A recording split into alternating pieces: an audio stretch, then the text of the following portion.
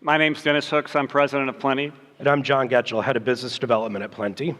Plynty offers financial planning advice through a mobile app that you can download in the App Store or Play Store. We've targeted the mass and mass affluent marketplace. We're particularly good with the people that are underfunded for retirement. Now, through our user base and fine-tuning the app, we've accomplished and learned, and now we deliver 3 key benefits. And by the way, we white label this app, so if you're a financial institution out there, these are the 3 benefits you could offer your customers. Number 1, we don't give customers bad news. Number 2, if you download the app, 30% of the time you'll finish a financial plan. Now that's a fully self-service financial plan. We think most of our competitors are in the 1% to 5% range. And number 3, if you're a millennial, you probably think you don't do financial planning. Well, you do on our site, because 55% of our customers are millennials. John, why don't you show them how we get it done? All right, thanks, Dennis. So within just a matter of minutes, we're going to build a financial plan and a retirement budget using Plynty's retirement planning module, coupled with its analytically driven approach. This ensures an exceptional user experience as well as ease of use. So let's begin. At first, they'll ask if we are planning for ourselves or for a couple. We could do both, but for our purposes today, let's say that it's just for one person. Next, we'll ask for just a few descriptive details about myself. So let's assume that I'm 40 years old, so we'll key in a birth date of 1978. Let's assume my planned retirement age is going to be age 67, which is fairly typical.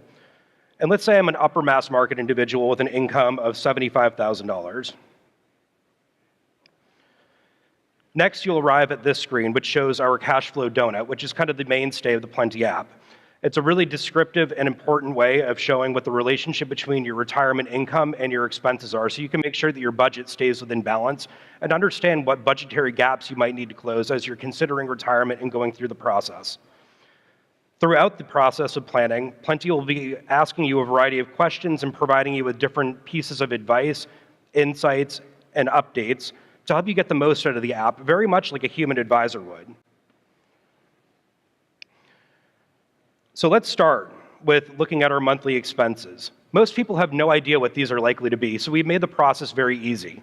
We've taken real retirement spending data and been able to create an analytic strategy that allows us to pre-populate many of the expenses that someone's likely to encounter in retirement based on my age, my planned retirement age, and my income levels. These are things that you can go back and optimize and personalize to yourself at a later date, but for our purposes today, let's leave them as they are for now. As you can see, we've now populated some of the expenses into that cash flow donut, but let's go ahead and now input our income so we understand where our paycheck in retirement is likely to come from. This could be a very uncertain time for a lot of people when they're looking at where their income sources are coming from, but we made it easy. You can see that we've listed out a variety of different income streams that people can look at for retirement income. Let's evaluate a few today. So we're going to leave the ones that we want to look at checked. So we'll look at Social Security and retirement savings, but as you can see, you could look at part-time work income, rental, or potential income from an annuity or pension. Let's go ahead and add our Social Security benefits. Since we assume that we're going to be retiring at age 67, let's say we'll start accepting our Social Security benefits at that age. You can see now that the income portion of the cash flow donut has been populated with what we could expect to generate on a monthly basis for income from Social Security. Now let's look at our savings and potential investments and income that could be produced for that. You can see that we have a linkage feature powered by our aggregation partner, Quovo, that will keep your accounts up to date, so that way you don't have to worry about maintaining the daily balances. But for our purposes today, let's go ahead and add them manually. So let's say I have a retirement account. My current balance, let's assume, is $75,000. Let's say I contribute $5,000 annually, and I do have an advisor fee of, let's say, 1%. So now our income that could be generated from investments and savings has been populated into that cash flow donut. So what's great is that now we can look to see that this is a bit more imbalanced, but there's some work that we could do to help maybe reduce some of our expenses. Most people don't really know how to approach this, so we made the process very simple and easy by actually itemizing expenses on a line item basis. So as you can see, they range from everything from our mortgage and home equity, our discretionary as well as non-discretionary expenses, and then something like a travel budget, which is very important to a lot of folks as they retire. We're going to leave these as they are for now, but there's something that you could certainly personalize at a later date. So the great news is that now we've created a retirement plan, but we're not fully done yet. So let's understand how we could actually close that cash flow gap of looking at our income to expenses by getting some more income. You can see a broad array here of different techniques and tactics that we could take to improving our income. So let's focus on just a few of these for our purposes today and look at maybe finding what the best time to retire is and then contributing more to our savings. So looking at if we want to contribute more to our retirement savings, let's understand what impact that's going to have on our monthly cash flow. So just by adjusting that behavior by 2%, we can see that we're increasing our retirement income by about $263 per month, which is a pretty big deal.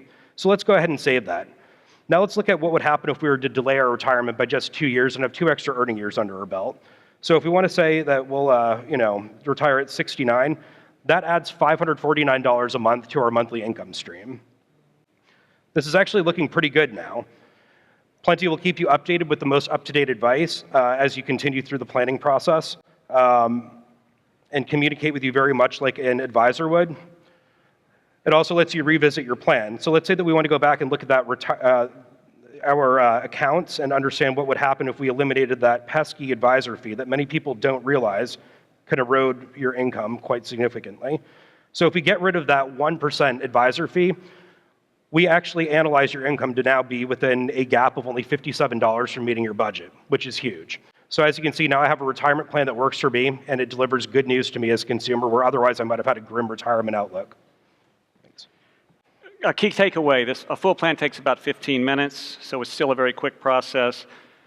If you'd like to see our patent pending process, please come by and see us at our booth, and we'll show you how we get a full 30% plan completion, no bad news. And thank you for your time today.